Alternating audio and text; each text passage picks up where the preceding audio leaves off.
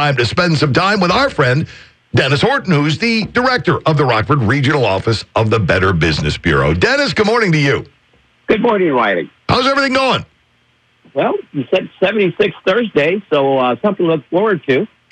Right? I mean, given that we had snow yesterday, it might as well be 76 on Thursday. I thought I was having a dream. I looked out the window. Yeah, it was one of the, okay, wow, I've slept in a couple of months longer than that 2-hour nap I'd planned on, and now I got to go grab a shovel. No, you don't need a shovel for that, but you do need a shovel for some of the scams that are working their way around. It's Cybersecurity Month. Yeah, Riley, it's an annual event, obviously, but I sometimes, don't want to feel like Chicken Little. The sky is falling, but Cybersecurity Month gives us an opportunity to look back at all the things that we need to be aware of, and sometimes over the course of the year we may forget.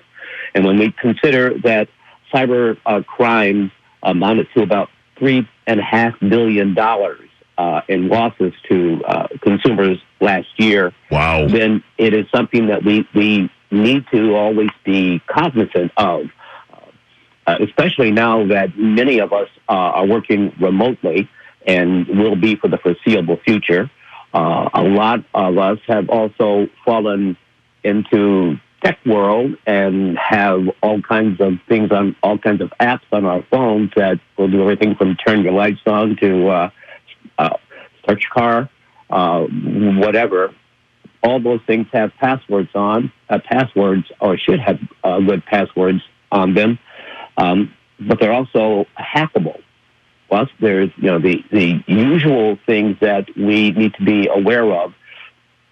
So the Federal Trade Commission and the Internet Crime Complaint Center (IC3) put out a list of the things that we need to keep reminding ourselves of. There's nothing new on here. But there are those things that we just simply forget to do, and they should always be top of mind. The things like make sure that you use a good antivirus program with all your software, and examine the address of incoming emails carefully. You can check a real address hidden behind a false one by hovering your mouse pointer over it. Also, things like don't click on or even retype in an unsolicited message. Always use addresses or phone numbers you've verified independently. I mean, there are 7 of them, and they're all common sense things that we ought to do. Don't open attachments unless you're expecting them, and have checked the sender's email address. Be wary of and check thoroughly all digital requests for a payment transfer. Don't fall victim to being rushed to make a payment. If somebody calls you and tells you that your lights are going to be turned off, make sure that you check it before you rush off and buy a gift card to pay that bill. If you're asked to transfer money by wire, know immediately that these are one of the things that scammers use to get the money quickly, and because it's nearly untraceable once it's left, once you sent the money, it's gone. So those are some of the things that we need to just be aware of, especially that, like I said, we are involving ourselves a lot more with the Internet of Things. Oh, man, especially, for people, the smart home technology, something new is popping up every 5 minutes as far as something you can implement in your home and run it off your phone. I thought of you the other day when I saw a commercial. It's the one where the dog is digging out in the front yard and buries the guy's keys. And the guy and his wife come out, and we got to go someplace. Where are the keys? Where'd you take these? Well, we'll talk about this later. Whips his phone out, waves his phone over the door. It unlocks, uses his phone to start the car, and off he goes. And I thought, at some point, Dennis is going to be telling me about a ring of car thieves that have figured out how to hack this thing and jump right into your car. It isn't. Unfortunately, Riley, you're right. It's not going to be too far off. As soon as there is something new, like I said many times, the scammers are brilliant people, and they'll come up with a way to get around any security, and then you'll be having to deal with security patches. And we are, like I said, I don't want to sound like Chicken Little. The sky isn't always falling, but we always do have to be aware of and make sure that we are being vigilant. We are our own first line of defense against scammers and hacks and things of that nature. And yeah, I know that changing your password on a regular basis can be a total pain because they make us do it around here. I think we get, every 60, every 45 days, something like that, something pops up. You've got to change it. And because it's a good thing to do, it keeps the hackers at bay and all that. But when we're at home and we're not getting a memo from corporate telling us to change our password, we just keep moving on with the same one. And, it's not that difficult to keep track of them, although I look at that long list of passwords that I have, and then I track mine on an Excel spreadsheet that I keep on a thumb drive separate from my computer. Okay. So that's, and there are also, for me, that's easy. There are many free programs out there that you can get that will do that very same thing for you and then store them in the cloud. That cloud storing thing, it works. We work virtually because of the cloud. I can access every file that I need, and it's not stored on any hard drive anywhere. It's stored in the cloud. So using the cloud to store your passwords and using an app like that will help protect yourself. Yep, so you don't need to put it on a Post-it note, stick it on the side of the system or anything else like that. There's plenty of places to go, and we all know people who do that because when I said that, we all thought of someone where it's all right there on a Post-it note stuck either on the tower or on the side of the screen. And not just the recent one, but all of the previous ones, so that when they're told not to use one that they've used previously, they'll know which ones not to use. Right. Yeah. Yep, we go through the very same thing around here. So yeah, Cybersecurity Month, it's a great idea. And as you mentioned, they're not breaking new ground with any of the ideas and suggestions to make your life simpler and more secure, but those are ideas that are worth revisiting from time to time. It's like we're always reminded when we spring ahead or fall back to change the batteries in your smoke detectors. Right. It's the same sort of principle. These things happen every year. Cybersecurity happens every year. And as I mentioned when we started talking, $3.5 billion have been lost by consumers because of cyber hacks and security failures. So we need to protect ourselves, or we could end up being one of those victims. Right. Keep in mind, up until this point, it's been someone else other than you. It won't always be that way. So, yeah, keep those ideas in mind. What about scam mortgage calls? We get alerts, and there isn't any, and I looked further, there isn't a great deal more detail, but to me, this one was one that I just felt important enough to talk with you about. The scammers are believed to have hacked or bought the customer records of mortgage companies so that they can contact clients posing as representatives of a company. From what I read, one tactic is to offer the client a supposed opportunity to modify their existing loan for a fee, or telling the client that a loan payment is past due and must be paid immediately. Now, we haven't had any calls about this, but when we're dealing with mortgage and late mortgage payments and you don't want any of these things to happen, you might panic. And it is one of those things that before you take any action whatsoever, if you get a call like that, the first thing you do is hang up, and then you contact your mortgage company at their usual number and check and call. They'll probably tell you it's a scam, but it's one that I thought, even though we haven't had any complaints or any calls about it, it's one that I felt important enough that we should talk about it. Oh, absolutely. And, and the advice you just gave seems to fit in so many different scenarios. You get a call like that sets you on edge, or there's a call to action and we need you to do something right now, or you're going to be in trouble and all those other things. Take a second and dial it back and call the very people who purportedly are calling you. Because if you call Exactly. them and you say, hey, I got somebody from your office on the other line telling me this, that, and something else. Oh, we don't call people. That's not us. That's right.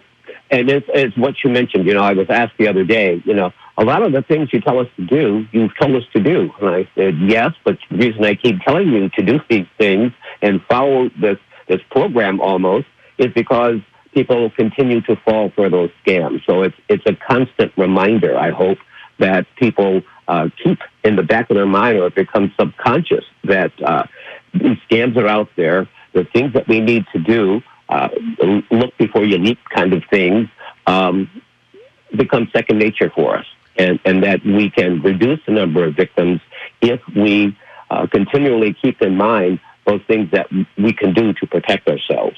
Yeah, always keep that in mind. And whenever you hear wire, as you mentioned before, wire us the money, get a gift card and get that sent to us, you know that someone is up to something, and it isn't on the up and up. That's right. We've been talking about this and saying a lot of the same things for years. But then again, every time I'm calling you, I have checked with Dwayne, and he says, well, these things are happening again. This scam, the IRS scam, these things are peaking. The Amazon scam is brutal this week. The response is, wow, from me to him. And then it's like reminding of people again, these are the things that you don't do. Yeah, avoid that at all costs. And finally, tell me about the Torch Awards.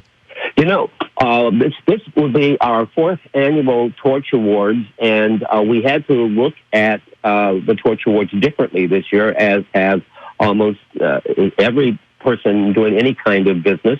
We've had to pivot. Chicago will be doing their Torch Awards virtually, and I had considered doing that, but we here have a better opportunity for our Torch Awards this year. The Torch Awards is, to me, one of the most important things and valuable things for businesses that we do at the Better Business Bureau. It allows customers and business owners to not only walk the walk, but live the talk about being a good business, that they treat their customers well, they treat their vendors well, they treat their employees well, and if there's a problem, they're there to fix it. We get lots of complaints, between Rockford and Chicago, nearly 50,000 complaints a year from bad businesses. There are those people who get complaints and immediately respond to them. And they run their businesses because their reputation matters to them. And we all know businesses like that 90% of the businesses, and most of them are small business owners, are good, hardworking people, and we feel they should be recognized for what they do. And that's what the Torch Awards is about. And we are now accepting entries. And you don't need to be a member of the Better Business Bureau. You, as a business owner, when you know that you do a good job, you sometimes need to accept a pat on the back. So I'm asking, all these businesses and good business people who are in our community to go to bbb.org and enter. It's an easy process. It's based on the number of employees, and there are 4 categories for employees. And we've added new categories this year, too, for business associations, and a category for a minority-owned and operated business, and a category for women-owned and operated businesses. There is no cost to enter, and this year, rather than gathering in a room and getting applause, we will be broadcasting and honoring the winners in video clips, broadcast from mid-January through February on WTVO, Fox 39, and My Network TV.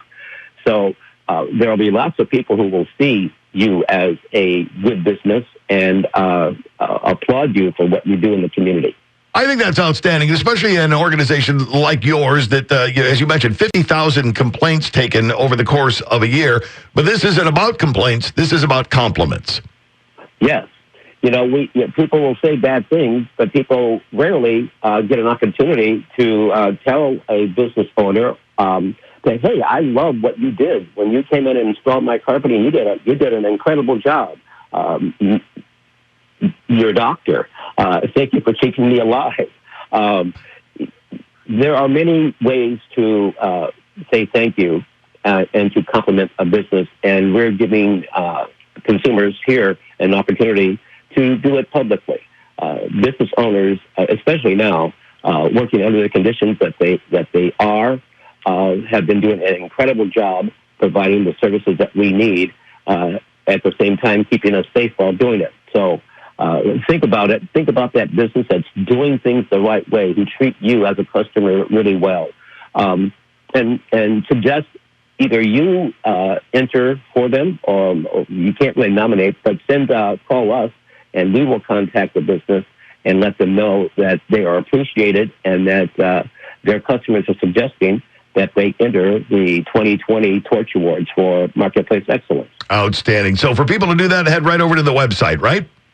You can go to bbb.org and click, there are two links, one for Chicago, one for Rockford. Click Rockford, and it will take you right to the page, bbb.org. Or you can give us a call at 815-963-2222, and we'll be glad to help you. That's all you need to do. And, yeah, do that. Give somebody that pat on the back. You know, we're all quick to complain, but a lot of times when things go right, we don't say anything because we expected it to go right. Well, there's something that should be done there as well. And, you know, a guy comes and fixes something in the house, you don't leave a cash tip sitting there. But nominating them for a Torch Award or getting their name in for the Torch Awards, that's better than a cash tip. I remember the first year that we did the Torch Awards, and the excitement for the business owner for winning in our inaugural Torch Awards. It made it. You know, I've been at the BBB for 20 years, and it made it feel all worth it, because we're not here to just talk about all the bad stuff, but we're here to show the good stuff as well, and to honor business people in our marketplace who do things the right way is, to me, one of the most important things that we do. I couldn't agree with you more. Now, for people who want to make contact on this topic or anything else that you mentioned to us, what's the best way to do it? Give us a call, 815-963-2222. Another outstanding visit, Dennis. Thanks a lot. You've saved people time, trouble, money. Remember, Cybersecurity Month. Watch out for the scam mortgages. Nominate somebody for the Torch Awards, and it's a job well done. Dennis, look forward to talking to you next time. Thank you, Riley. You have a great week. You too.